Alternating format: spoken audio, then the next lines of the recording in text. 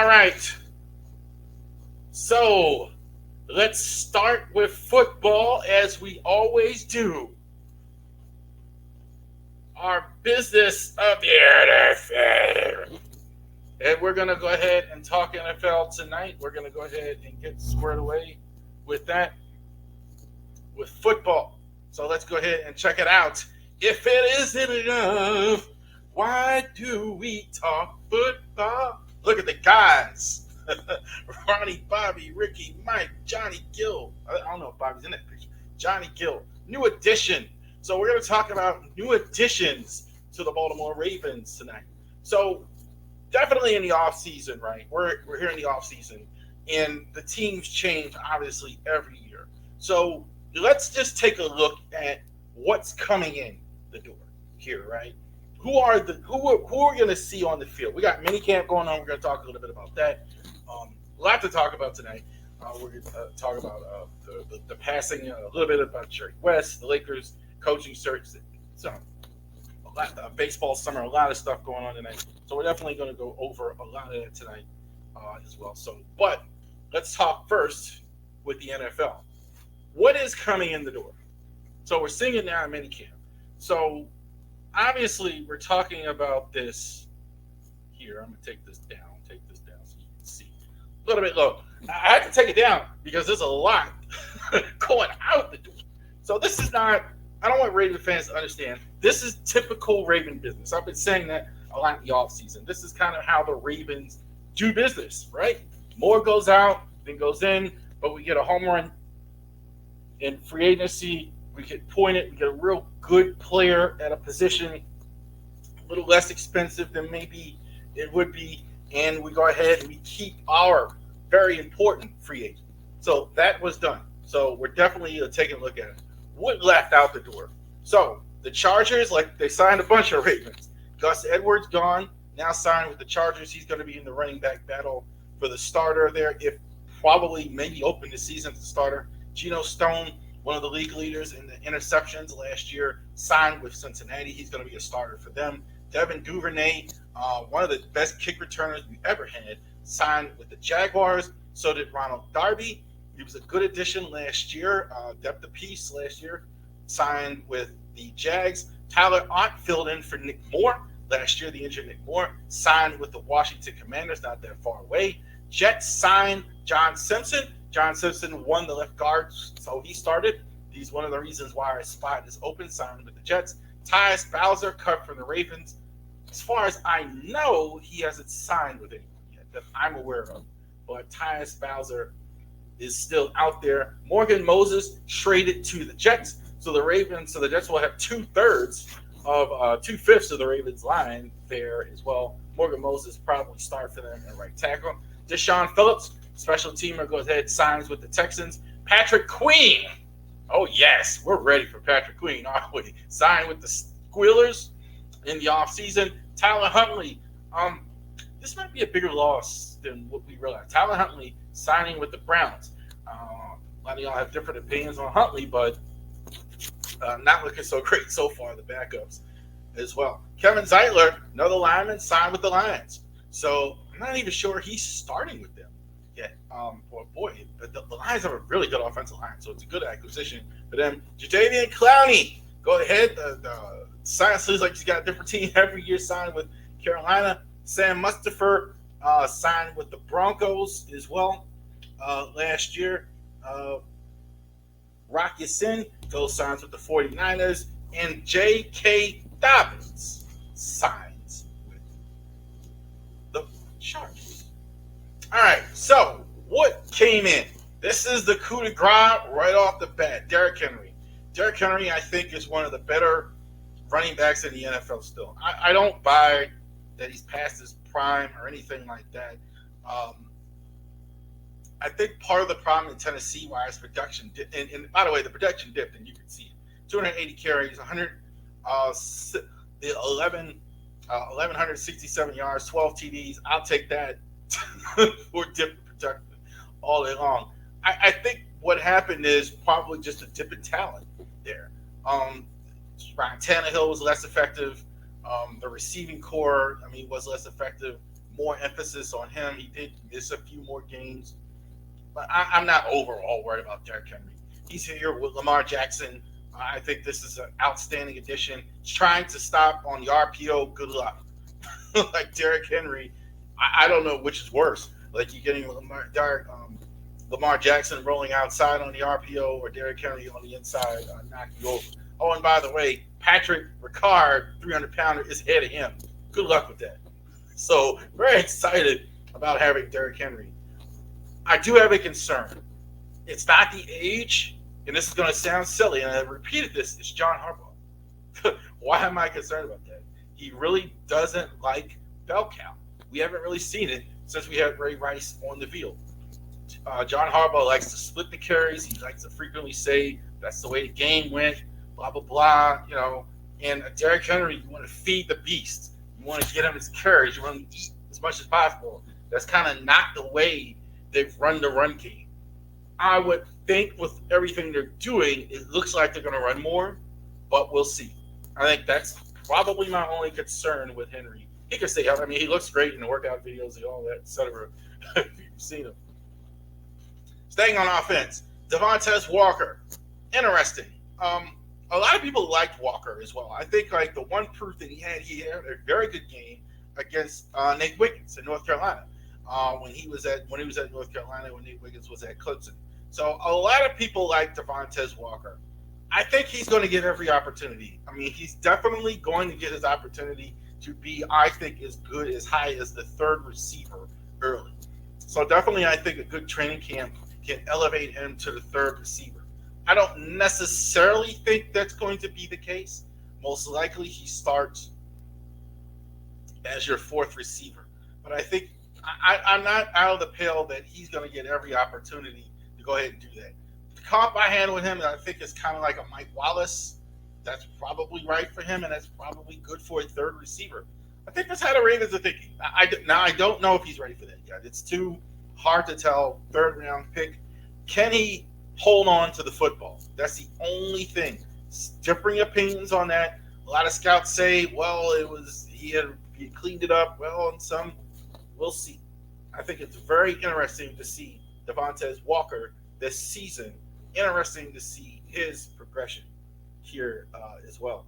Deontay Hardy, he's going to be there as well. So he is going to be in the competition for kick return. That's why he's there. We mentioned Deborah Duvernay going out the door. Deontay Hardy, special teamer here. He's with the Saints, been with a couple teams or whatever. It's going to be him and Tylan Wallace probably as the primary kick returner this season, right? Will he make it as a receiver? Possibly, if they carry six. I could see that. I could actually see him as the sixth receiver on the team or the fifth, along with Tylan Wallace. So he'll be there. But I think he's going to get a lot of reps. He may just play a lot as a special teamer as well. So I think that's kind of the role that you're going to see him in. I don't know how much you're going to see him as a receiver. He's going to get an opportunity, but I don't know if they view him as that. I believe this guy is probably going to help you on special teams some way or another. If not the primary kick returner, but some way or another. Josh Jones, interesting. Started 3 games last year with the Houston Texans rather. He is right now number 1 on the depth chart at the left guard spot. So interesting. Now, he's going to be in competition, I'm sure, once we get back with Andrew Voorhees. So this is going to be a very interesting competition. I don't think the Ravens here are leaning as much one way or the other here. I think this is a security blanket. I think this is a measure. This is very similar to John Simpson. Guy with starting experience. Maybe a lot of the league is overlooking him. He can kind of fit what he do. Run blocking is solid. Again, they're getting some size here. I think Simpson got off to a kind of a good start, had a good camp, had a good first inning, kind of tailed off. So they're looking for a little bit more consistency. He's going to get the opportunity at left guard for sure. Out of camp, mini camp. Now, I don't know how much that's saying yet. We'll see when camp breaks for real here in July. But right now, he's been starting left guard. He'll be competing with Voorhees for sure. Speaking of offensive line competition, since you brought it up, Roger Rosengard playing at the from the University of Washington last year, who made it all the way to the title game last year. Very interesting. A right tackle that played like a left tackle. What does that mean? Michael Penix was left-handed, so he got to cover the quarterback's blind side. They had him over there at the quarterback's blind side. To me, he reminds me a lot of those. The reason I know why he was projected with the Niners so much in the draft is that he is that type of offensive lineman. He's the type of guy like a lot of those old school Niners, Broncos, Mike Shanahan line. So cut off at the knees, quick at the ball, kind of smallish for his size, very good, better pass blocker than you think. That type of guy. Definitely the zone blocking schemes, he's perfect for it. And it'll be interesting to see how this is. This is a very, very, very fascinating right tackle. You couldn't have had two guys more different. You got an undersized guy, maybe a little undersized, quick off the ball, good in zones, and then he's competing with Daniel Falele, the mauler. That's wild. I mean, you can't have two more different styles. I believe Rosengard should start. I don't think they drafted him that high to sit him on the bench, but I think Falele is going to get an opportunity, and it'll be interesting to see how they play. That's fascinating. This is going to change a lot, how this goes in camp, to see how well Rosengard does. Familiar. He's got a Ravens jersey on here, even though he's new. He's returning. He played a couple years in New England. Chris Board is coming back. This is a special teams guy. Like, he is. I think he could get some starts if there's an injury to Trent Simpson, or Trent Simpson, who was drafted last year, doesn't play well. By all accounts, Trent Simpson is playing well. So I don't think he's going to start. I think he's going to play on special teams. I think he's going to be an insurance guy to start. They really are a little thin there as well. You did lose Patrick Queen there as well. I think this is a decent enough body to fill in. I think Chris Board understands certainly the Ravens defense and John Harbaugh and the system and all that other stuff that they want to do. I like this addition here, Chris Board. I think that is a good acquisition here. Couple more. Isaac hasn't really played, still battling an injury, but I got to tell you, play like a Raven. You see it all over him. Reminds me a lot of Tyus Bowser when I saw him. Definitely he's a guy that's perfect for what the Ravens do. He's a little bit of this, a little bit of that. Runs the he can pass rush, but he's good on the back end. He can play linebacker. He can play in the middle. All over the field, like a good, like Swiss Army knife. I think his pass rushing is, it's fascinating. You never know with a rookie. He might become a really good pass rusher, but I think he's definitely a Swiss Army knife. Definitely, he can fit the role of a Tyus Bowser. Absolutely. They didn't have that last year. I'm sure they'd love to get that. This is the type of player that they would get. Got to get it healthy. He really hasn't participated yet. So is he going to be off to a slow start? Is he going to have to sit out in camp? Very important when rookies don't really play. Bigger deal. I saw one stream that said Nate Wiggins was going to start. And he's not going to start. Nate Wiggins is not going to start.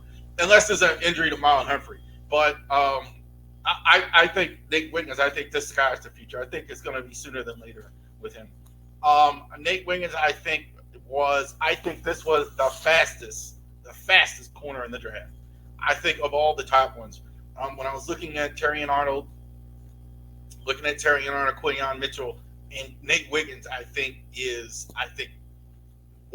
he was the speedster. He's the guy as well. I think he's a little overconfident at times. I think that's the only flaw I see with him at times. He's got a little bit, not exactly textbook in the way he does things. He's got a little bit of the Marcus Peters in him as well, but he's got that ability. I mean, I don't think that's all bad. I don't think he starts right away, but definitely you could put him in the slot right away. But I think he might sit a little bit here early. I don't think they don't have to throw him in. That's good. You got Marlon Humphrey. Hopefully you can get him healthy. You got Brandon Stevens, who's really good still. So I think as early as next year he can start. I don't think he starts a lot this year unless there's an injury. But this is an outstanding pick. This was an outstanding pick. I don't know how much of an immediate need it was, but an outstanding pick. One more here. Oh, I'm sorry, a couple more here. TJ Tampa for the Ravens as well. I'm pretty sure they didn't think he'd be here. I think if somebody had taken TJ Tampa in the first round, second round, no problem with that. I think definitely he's a guy. The zone coverage, he can absolutely do that. He's got to work on man-to-man and ball skills and all that. Um, Interesting to see how much different the defense looks with Zach Orr as compared to Mike McDonald. I think this might be telling you something that maybe we're going to do that. They're going to do a little bit more zone. I could see him kick him into safety at times as well if they need him to. But definitely he's a guy. This is definitely an upgrade. When you talk about like what they've had with Pepe Williams and Justin Armour Davis, these guys are definitely a step up. These guys are definitely an upgrade off of that as well. And Kadar Holloman as well. I think this is a guy who's going to help on special teams here for the Ravens. I don't think he's listed as a corner. I think he's a special teamer. I think he's a guy, if he makes the team, he's definitely a guy who's going to play the wedge, play on special teams. I think that's probably the role for him. It's a lot of corners here, and he's definitely going to push. I mean, we just talked about Pepe Williams, Justin Armour Davis. I'm not sure either one of them is on the team as well. Definitely, we will see how that goes. There you go. New additions to the team as well. So, there's a lot here. Definitely, we're all looking forward to seeing Derrick Henry. I think Derrick Henry, I am not at all worried about Derrick Henry. I mean, I've heard some worried about his age. Derrick Henry is still a beast. Derrick Henry is questioned. The question to me is how good is the line in front of him? Is the line in front of him good enough to go ahead and actually go ahead and make holes for Henry? And again, not to belabor, but John Harbaugh, are you going to give him the carries that he's looking for? Right? Are you going to give him the carries? Are you going to go ahead and use him that way? You're going to yank him in and out? Justice Hill in? That'll be fascinating. But